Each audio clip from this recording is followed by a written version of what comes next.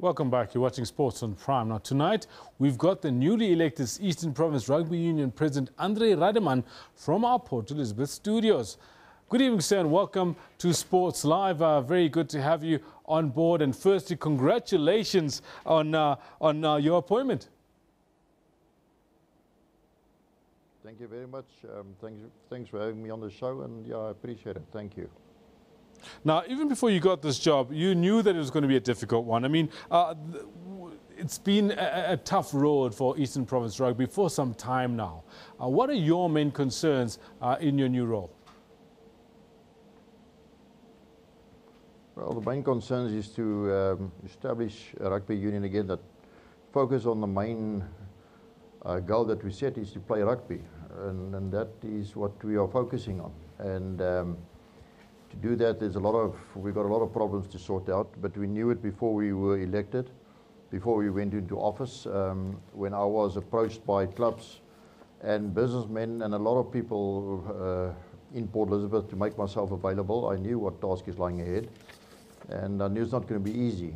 But I just felt there was so much, I won't say pressure, but so much people that had faith in me to take the job that I actually had no choice. I just had to do it. Now, the politics of club rugby are quite intense all around the world, specifically so in the Eastern Cape. How does one marry the pressures of amateur rugby as well as professional rugby and get it all right? You see, what the problem in Eastern Cape is, there is no structures at the moment. Our club rugby is in disarray. Our referees is not in a good shape. Our school's not in good shape, and that's all the amateur part. Then we have the professional side, that's now the Super 18 team, the Super team playing in the Super 18. We have the Currie Cup side and so forth. And the way you merge the two, in between there's the development sector. And that is what we must focus on. We must get our referees back up to standard. We must get our schools back up to standard, where they participate in Craven Week trials and play Craven Week. And then we get talent there, we go through to clubs, and people that have got more talent will obviously go through to the development side, where they will go into a high performance structure put into place. And that is where the Kevin Bosches and those people come from. And we're going to try and keep our talent. You know, there's a lot of talent in the Eastern Cape. We talk about Kevin Bosch, we talk about Jacques Potgieter, Sia Kulisi, I can carry on, Sergei Peterson, they all come from the Eastern Cape. There's so much talent that we must just tap into. And then some of these players can obviously play Currie Cup and into the Super, be taken up into the Super team. And that is what we're trying to concentrate at the moment and come up with business plans. Yeah, can you give us a little more detail on that? Because I think that's, for me, is one of the cruxes of this chat that we're having with you. How Eastern Province is going to maintain and retain its talent. Because what has happened over the years is somebody gets spotted at the junior levels and all of a sudden they pop up playing for a different union elsewhere in the country. Can you give us a little more detail on how you're going to work it so that the guys do stay playing in the Eastern Province? You must bear one thing in mind. It's also very important to remember that players still got the choice where they want to play. Of course. And there's unions that's got much more money than we do. And if a player wants to go there and sign a contract with them for more money, that's obviously his choice. But we still believe there's a lot of players here. And you know what? We don't mind if there's a lot of players with talent that goes to other provinces like the Sharks and the Stormers and the Blue Bulls and whoever. We created opportunity for them, and that's important. We created an opportunity for them to excel, to better their lives, to better their skills, and to become better people. Obviously, we want to keep a lot of talent here. Everybody can't become Springboks and super players. So we want to keep some of our talent here and start building a very strong Currie Cup side. You probably know we're in the first division now. We want to get back into the Premier Division as quick as possible. And the only way we're going to do that is tap into talent and give them the opportunity to play. And that's why the development side is so important. You mentioned just now that, and I think you're absolutely correct. Nobody can tell a player where to go and play. And if they've got a bigger paycheck playing elsewhere, that you have to let them go. But a province like the Eastern Province, which has got 3 massive car manufacturers on your doorstep, it's very hard to see that it has to plead poverty. What are you doing to attract the attentions of those big car manufacturers so they start putting money into where it matters most in rugby? If I understand your question correctly, you're trying to ask me where the funding is coming for these projects.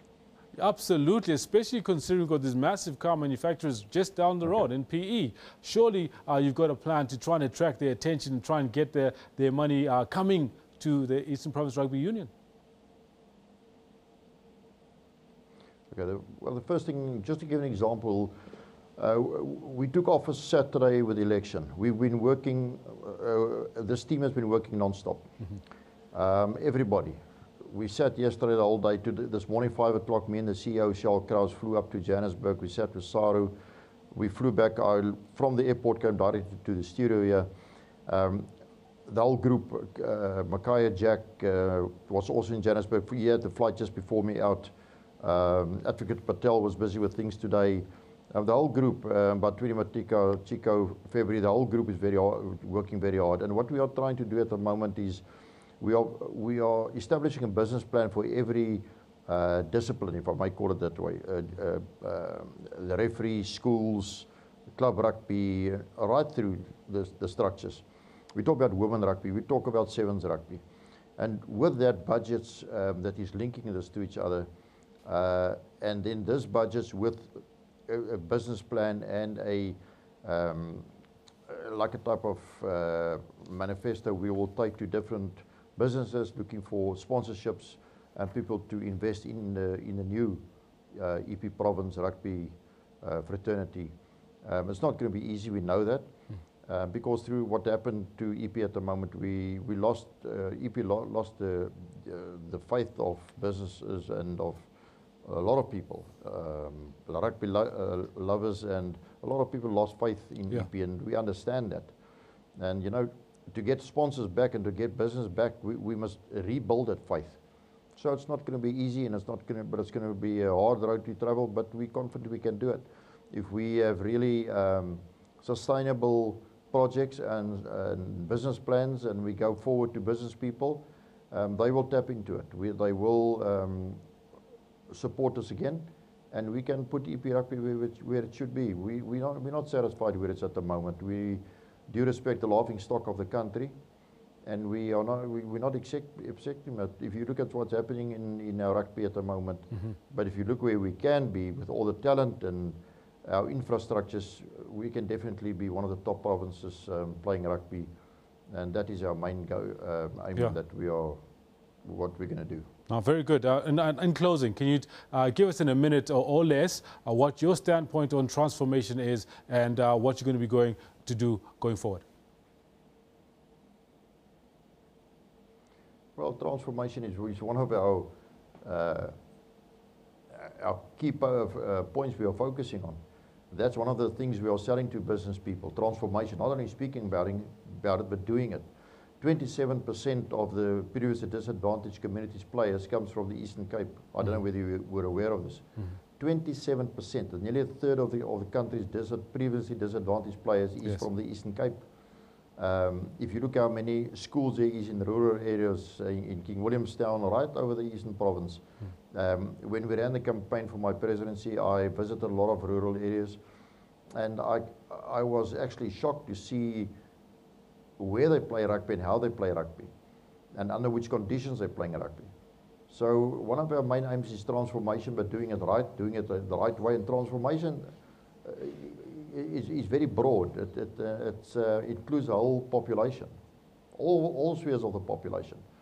And that is what we're going to tap into, and really trying to put up sides